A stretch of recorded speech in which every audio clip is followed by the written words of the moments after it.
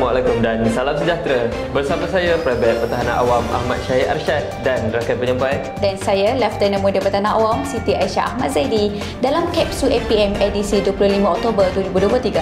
Antara yang menarik dalam Kapsul APM minggu ini, perbincangan awal mengenai persediaan pasukan sukarelawan penjawat awam dalam kesiapsiagaan menghadapi monsun Timur Laut tahun 2023-2024. Dan Karnival Kampung Siaga 221 Angkatan Pertahanan Awam Malaysia Negeri Pulau Pinang.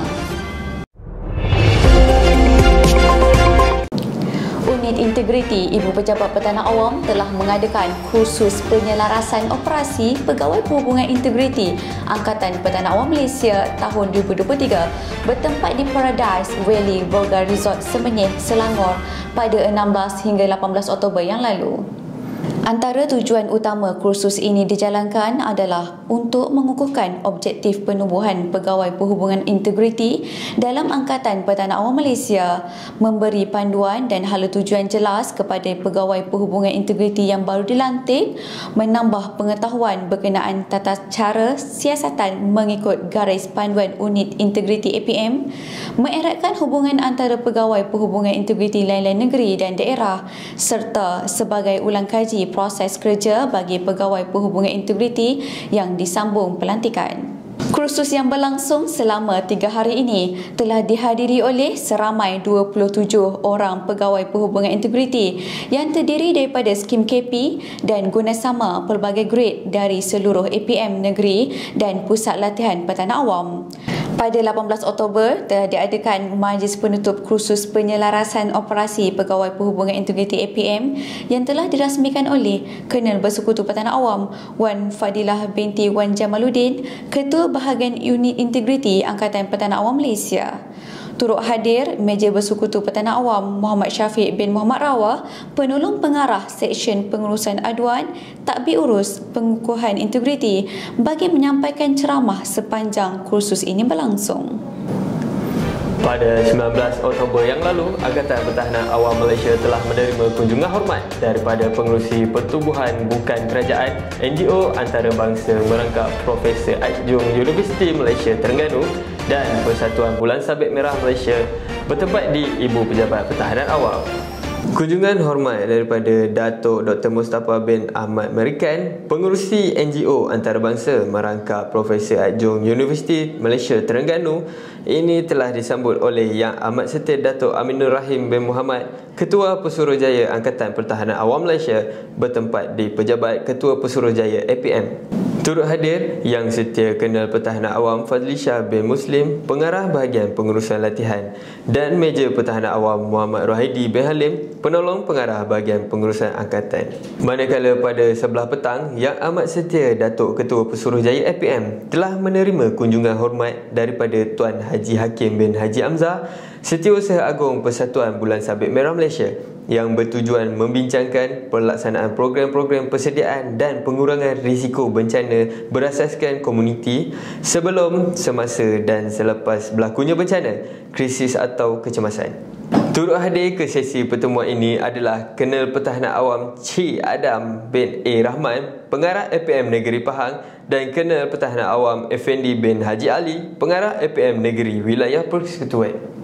Pada 19 Oktober yang lalu telah diadakan sesi perbincangan awal mengenai persediaan pasukan sukarelawan penjawat awam dalam kesiapsiagaan menghadapi monsun Timur Laut tahun 2023-2024 bertempat di Bilik Mesyuarat Eksekutif Jabatan Perkhidmatan Awam GPA Wilayah Persekutuan Putrajaya.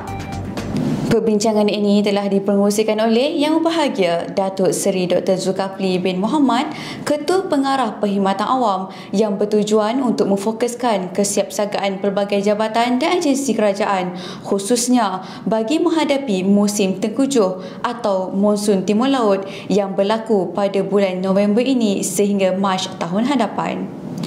Dalam sesi perbincangan ini, Yang Amat Setia Datuk Aminur Rahim bin Muhammad, Ketua Pesuruhjaya Angkatan Pertahanan Awam Malaysia, telah membentangkan laporan penlibatan pasukan sukarelawan penjawat awam monsun Timur Laut 2022-2023 serta laporan khusus pasukan sukarelawan penjawat awam.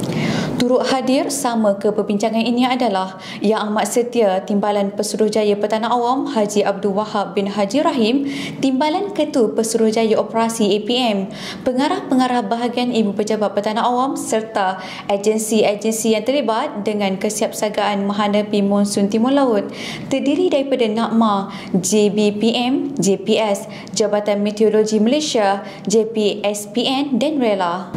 Pada 22 Oktober yang lalu, telah berlangsungnya Karnival Kampung Siaga 221 Angkatan Petahana Awam Malaysia Negeri Pulau Pinang yang diadakan di Bukit Teh Seberang Perai Tengah, Pulau Pinang.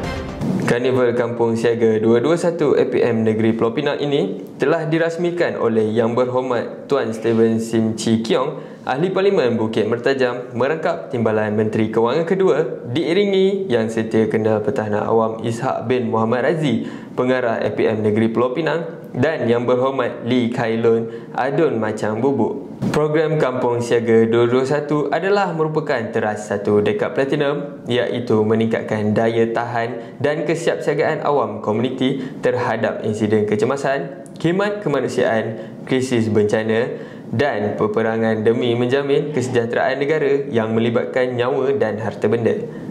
Pelbagai aktiviti menarik telah dijalankan oleh APM Seberang Perai Tengah bagi memastikan komuniti dapat memberikan kerjasama yang baik sepanjang karnival ini berlangsung.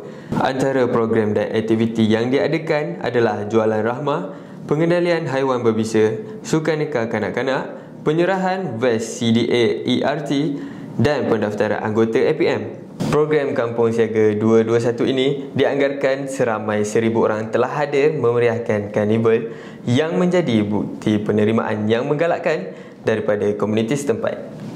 Sebagai penutup kapsul APM pada minggu ini, saksikan sekitar penugasan petugas APM dalam operasi memindahkan mangsa banci kilat di daerah Sikh yang terperangkap ke pusat pemindahan sementara. Kejadian yang berlaku pada 22 Oktober lepas adalah melibatkan kampung-kampung di Mukim Sikh dan Mukim Sok. Syabas diucapkan kepada APM daerah Sikh. Ingat, sentiasa peka dan waspada dengan laporan cuaca terutamanya di musim tujuh ini. Hanya yang sahih di kapsul APM. Salam hormat dan Assalamualaikum.